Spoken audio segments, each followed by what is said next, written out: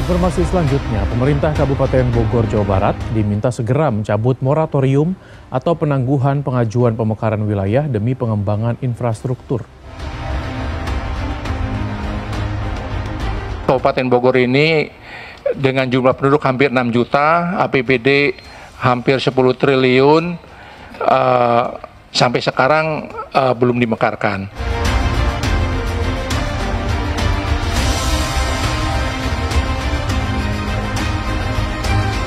Dari pemekaran Bogor Timur ini, udah siap belum sih Bogor Timur ini untuk mekar, Ketua? Pemekaran di Kabupaten Bogor adalah satu kebutuhan. Kenapa? Karena Kabupaten Bogor adalah kabupaten yang terpadat jumlah penduduknya di seluruh Indonesia. Nah, ini kan halaman rumah Presiden Kabupaten Bogor ini. Artinya Presiden sangat tahu betul apa yang menjadi kebutuhan masyarakat Kabupaten Bogor. Kalau cara-cara lobby ini juga belum bisa kedengeran di pemahaman beliau, nah tentu ada langkah yang selanjutnya. Pasti ada gerakan-gerakan di jalan, kan gitu. Kan bisa saja kita buat tenda pemekaran di dekat rumah beliau.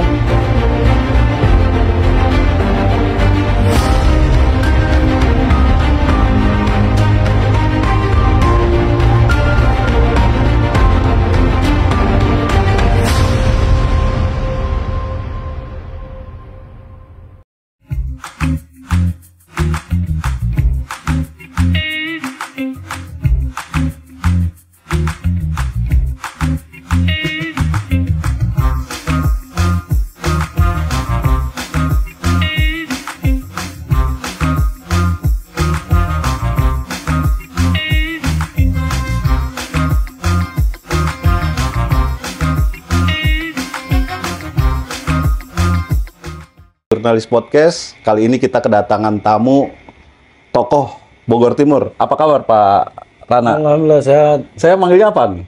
Hafiz aja. Oh, Pak Hafiz. Pak Hafiz, ngomong-ngomong masalah Bogor Timur, bisa dijelaskan terkait Bogor Timur ini seperti apa, Pak Rana? Ya, Bogor Timur sebagai satu calon daerah otonomi baru yang sudah kita perjuangkan selama kurang lebih sudah masuk tahun ke-11 dari 2014 kita membentuk wadah Presidium Bogor Timur sebagai wadah perjuangan masyarakat Bogor Timur untuk mewujudkan Kabupaten Bogor Timur yang mandiri, sejahtera masyarakatnya, dan damai, kemudian makmur penduduknya, begitu. Untuk saat ini udah sampai di mana perjuangannya untuk pemekaran itu, Pak? Kita terakhir rapat paripurna persetujuan bersama antara Gubernur Jawa Barat Pak Ridwan Kamil dengan Ketua DPRD Jawa Barat itu diusulkan 27 Mei 2021. Setelah persetujuan bersama, mereka mengirimkan surat ke Mendagri ya tertanggal 27 Mei 2021. Artinya usulan pemekaran Bogor Timur sudah ada di meja Kemendagri sejak tahun 2021. Untuk moratoriumnya sendiri, Ketua? Ya, persoalan moratorium ini memang pada periodisasi pemerintahan Jokowi itu 10 tahun tidak ada pemekaran ya, kecuali 3 provinsi Papua itu karena otonomi khusus ya. Adapun kota kabupaten itu memang tidak ada. Nah, ini kembali lagi kepada persoalan goodwill dari rejim atau presiden yang terpilih, begitu. Itu termasuk kendala enggak sih, Ketua? Menurut saya itu bukan satu kendala ya. Kenapa? Karena memang aturan ini dibuat supaya tidak jebol ya tanggul pemekaran. Artinya verifikasinya sangat ketat ya untuk menjadi sebuah kabupaten supaya tidak terjadi daerah otonomi baru yang gagal, begitu. Kan saya lihat gini, Ketua, perjuangan Presidium ini makin kesini orang memandangnya katanya udah mulai redup. Sebenarnya apa sih yang terjadi, Ketua?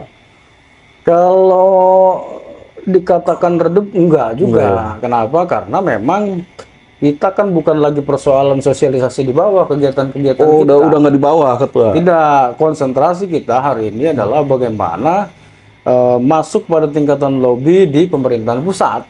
Udah di pusat lobby-lobbynya. Jadi banyaknya gencar di pusat. Oh, gitu. Kegiatan-kegiatan kita dengan forum komunikasi nasional calon daerah otonomi baru di Jakarta gitu kan. Kemudian di Kemendagri, kemudian di Istana Presiden sendiri, bahkan sampai di Komisi 2 DPR RI. Fokus kita ada di 3 lembaga itu sebetulnya. Gitu. Tapi Ketua ada chemistry nggak? Apa maksudnya ada kaitannya nggak sih dengan Bogor Barat? Ada di sana ada tokoh, di sini ada tokoh. Ada komunikasi nggak sih Ketua terkait itu? Ada, kita kan ada wadah tadi saya katakan Forkonas, Forum Komunikasi Nasional Percepatan Calon Daerah Otonomi Baru seluruh Indonesia. Oh, seluruh Indonesia. Iya, jadi tidak hanya Bogor Barat, kita komunikasi dengan yang di daerah Papua, yang di Kalimantan dan seterusnya gitu. Bahkan saya salah satu pengurus di Forkonas. Oh, di bagian apa itu Ketua di Forkonas? Saya di Ketua Departemen Organisasinya. Mantap ya. Gitu. Nah, Ketua, sesungguhnya dari pemekaran Bogor Timur ini udah siap belum sih Bogor Timur ini untuk mekar Ketua, untuk infrastrukturnya dan segala macamnya Ketua? Kalau hasil kajian akademis, kenapa kita bisa lolos di tingkatan kabupaten, di tingkatan provinsi, maka secara otomatis berarti semua syarat-syarat itu sudah terpenuhi. Gitu. Untuk luasnya sendiri, Ketua, luas. Kita ada 775 km persegi. Kata Ketua tadi udah tingkatannya udah di Kemendagri. Kemendagri ya. Ini kan perlu disampaikan juga ke masyarakat bahwa Ketua perjuangannya sudah di Kemendagri. Untuk saat ini apalagi yang kurang Ketua? Tinggal bagaimana lobby-lobby kita meyakinkan Presiden Prabowo, ya tentu kita harus bisa masuk lewat orang-orang dekatnya. Dan di kita, alhamdulillah ini sepaket bupatinya dari Gerindra, gubernurnya dari Gerindra, ya kan, dan Presiden Prabowo dari Gerindra. Nah, artinya kita sudah membangun komunikasi dengan Pak Rudi, Bupati terpilih, ya kan, Kang Dedi.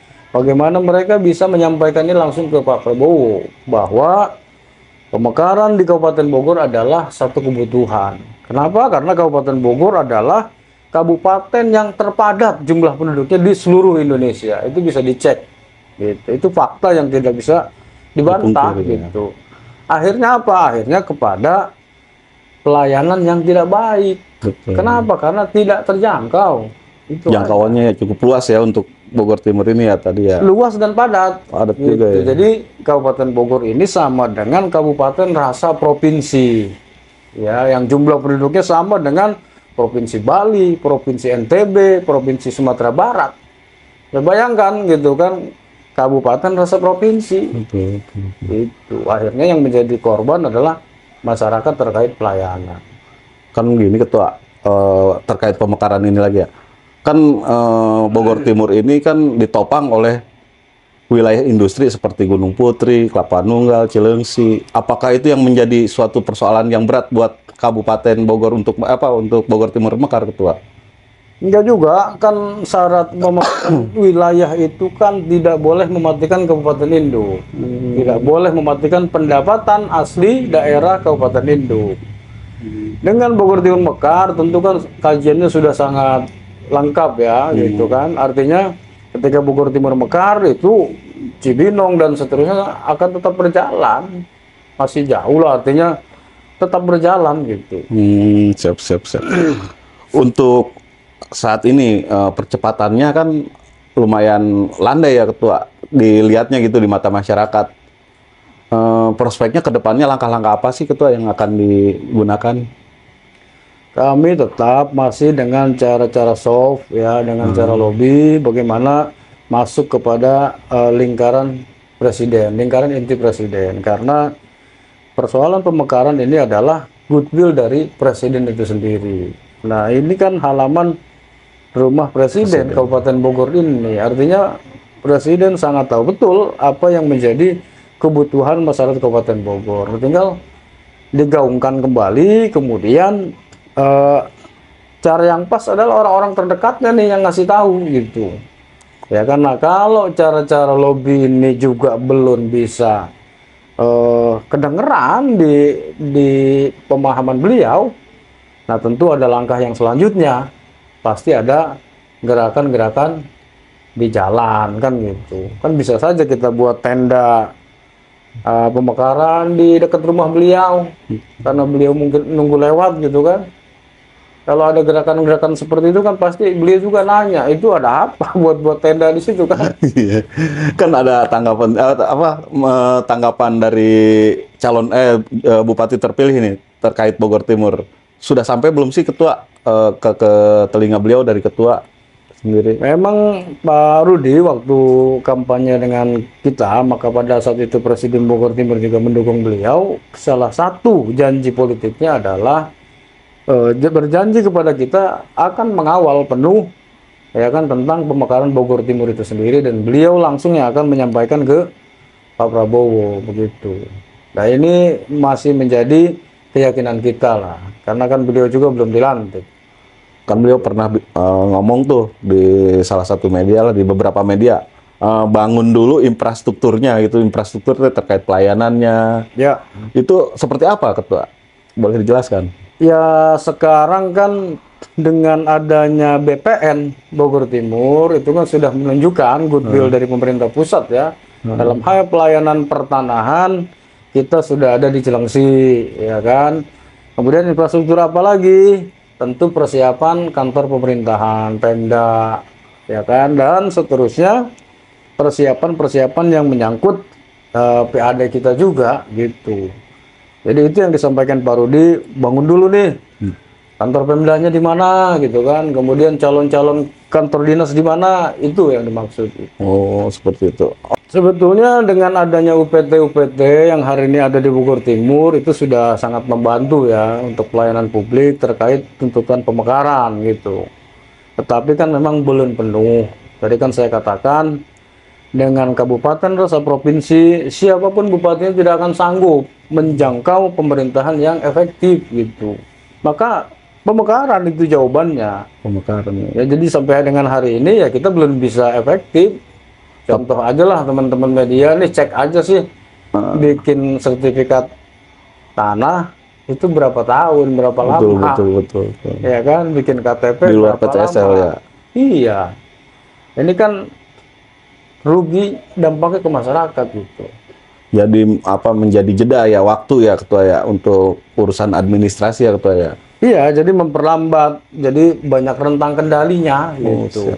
Itu awal mulanya tercetusnya Presidium Bogor Timur gimana ketua? Awalnya dulu kita tentu hasil diskusi yang panjang juga, ya kan. Dulu saya buat diskusi di dengan bendera LSM 1, LSM Jawa Timur. Saya minta kerjasama dengan Camat Cilengsi waktu itu buat diskusi mingguan di rumah dinasnya dengan mengundang narasumber dari kepala dinas, anggota dewan, dan pemerhati ya, kalangan aktivisnya gitu. Diskusi panjang itu jalan sekitar 6 bulanan. Seluruh diskusi muaranya kepada pemekaran gitu. Itu pencetusnya siapa ketua? Apa ketua sendiri? Ya banyak tokoh-tokoh yang di Bogor Timur, salah satunya saya termasuk gitu kan, yang menginisiasi pertemuan dan seterusnya. Ada Pak Beben, ya kan, ada Bang Jani Ginting juga termasuk, ada almarhum Kong Munir, ada Pak Lasmo dan lain-lain. Kan saya setiap ketemu di reses ya dengan Pak Beben lantang sekali itu untuk pemegaran Bogor Timur itu ketua. Iya, memang beliau sama dari awal dengan saya.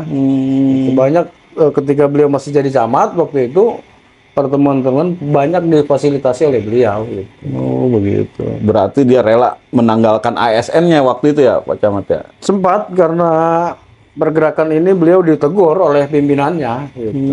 Sempat. Karena beliau putra daerah juga kan ketua ya? Iya, harusnya teman-teman yang lain ASN yang dari Bogor Timur juga semangatnya harusnya sama dengan beliau lah. Jadi gerakan usulan pemekaran ini memang harus didukung oleh partai-partai politik.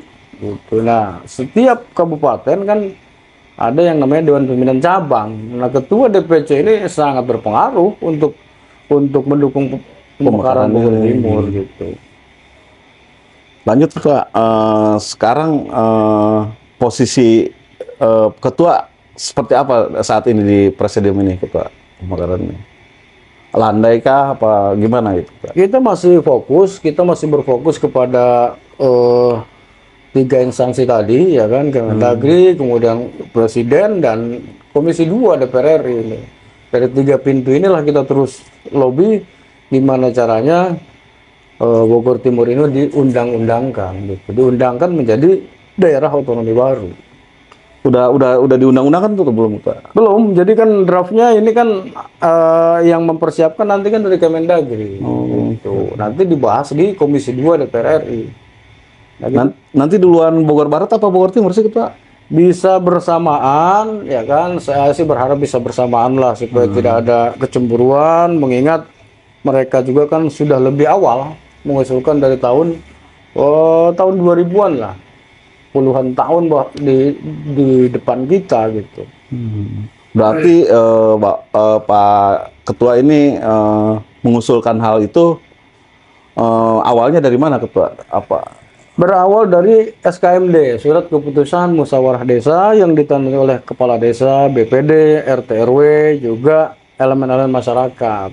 Kan kita bergerak ke 75 desa, sudah terkumpul SKMD itu, baru kita sampaikan ke Bupati dan DPRD, begitu. Ketua, udah di tingkat desa ini presidium itu ada nggak sih, Ketua?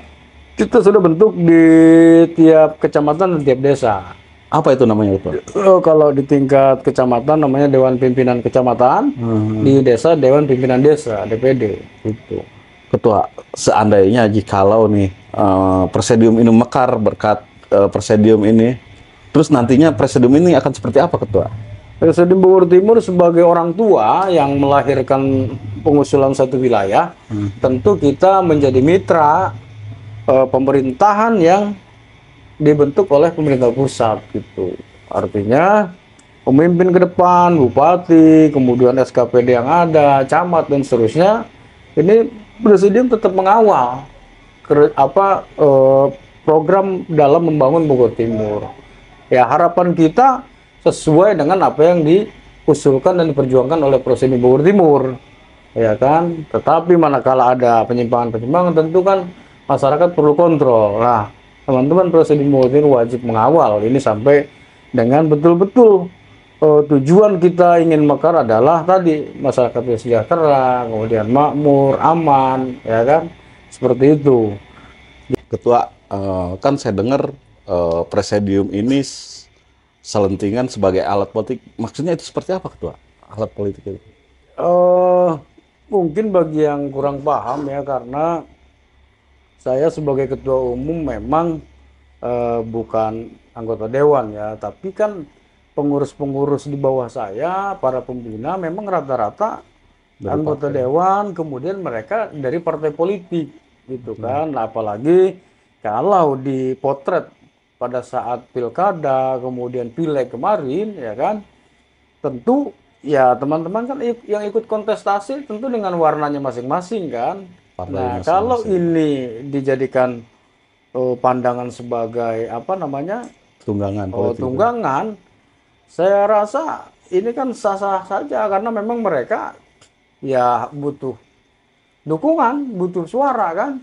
Tetapi Presidium Bogor Timur tidak pernah condong kepada salah satu bendera. Artinya semua silakan berkontestasi, dan kita juga tidak melarang dan tidak mengharamkan. Kenapa? Karena itu kan hak, ya kan? Hak setiap anak bangsa untuk bisa memilih dan dipilih. Begitu. Nah, jadi masyarakat juga harus memahami ini perjuangan politik. Kita perlu teman-teman dari partai politik, maka fair saja. Ya kan, silakan teman-teman berkontestasi, toh itu hanya 5 tahunan kan. Artinya ketika selesai pileg, selesai pilkada juga kita terus berjuang. Fokus kita ya tetap mengawal pemekaran Bogor Timur. Artinya yang saya amanatkan ke teman-teman yang di partai politik, apapun jabatan kalian hari ini, ya kan, apapun kapasitas kalian hari ini, berfokuslah kepada rumah besar perjuangan kita, yakni awal ya, mekarkan Bogor Timur, begitu. Dengan kapasitas yang ada di diri masing-masing, kan jadi lebih enak kitanya gitu. Dari situ ada perpecahan nggak sih Ketua dari isu-isu seperti itu? Alhamdulillah sampai dengan hari ini kita tetap kompak, kita solid. Semua teman-teman ada di warna partai-partai besar masing-masing dan kita bersatu di wadah presidium fokusnya pemekaran. Jadi yang menyatukan kita adalah perjuangan pemekaran gitu. Itu suatu warna ya Ketua ya, partai itu suatu warna yang berbeda Ya, silahkan. Ini banyak warna di teman-teman presidium ini. sebagai penguat lah ya Ketua ya. Sebagai penguat. Karena kan memang filosofi kita kan Bhinneka Tunggal Ika. Boleh kita beda-beda warna, tapi manakala balik ke Bogor Timur, lah ini Itu rumah tujuan perjuangan kita, ya. yang menjadi tujuan utama gitu.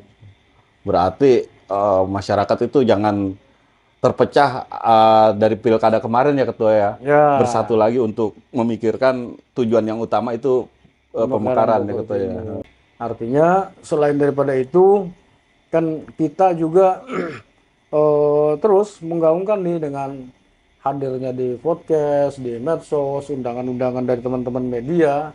Ini juga terus kita datangi gitu sebagai upaya media kampanye ataupun media sosialisasi supaya apa yang menjadi harapan kita, apa yang menjadi cita-cita kita ini sampai kepada masyarakat atau pemirsa yang melihat acara ini begitu. Untuk ini perjuangan sendiri Ketua, butuh dana nggak sih Ketua itu? Kalau anggaran itu wajib ya dalam setiap pergerakan, dalam setiap perjuangan wajib. Tetapi semua itu bisa kita upayakan dengan persatuan dan kekompakan kita. Nah, memang dalam hal ini selama ini kita swadaya, ya belum ada support dari APBD yang sifatnya khusus. Nah ini juga masih kita perjuangkan gitu. Dari pemikiran aja ya itu mah dari pemikiran anggota gitu ya Ketua ya. Semua dari swadaya teman-teman anggota, pembina, para kepala desa lah yang bersimpati dengan perjuangan kita. Ketua sekarang nih udah bikin kantor nih di Cilengsi.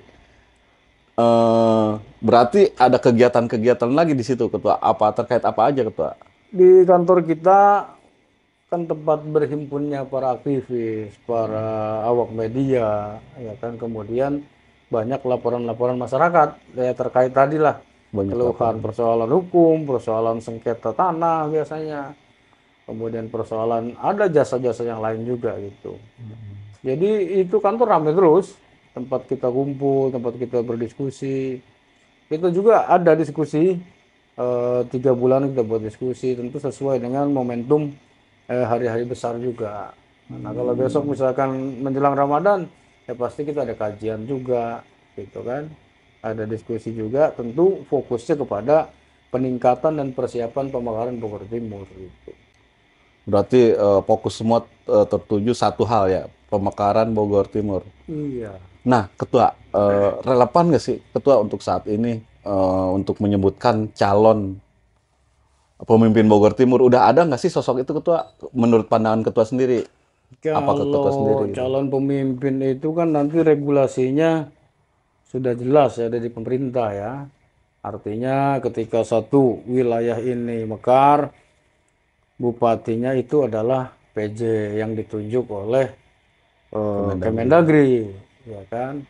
Adapun kepemimpinan selanjutnya tentu nanti prosesinya lewat pemilu, lewat pilkada gitu kan. Jadi regulasi itu sudah ada. Kalau ditanya calon pemimpin ya banyak. Siapa sih yang nggak mau jadi bupati? Ya kan pasti banyak lah.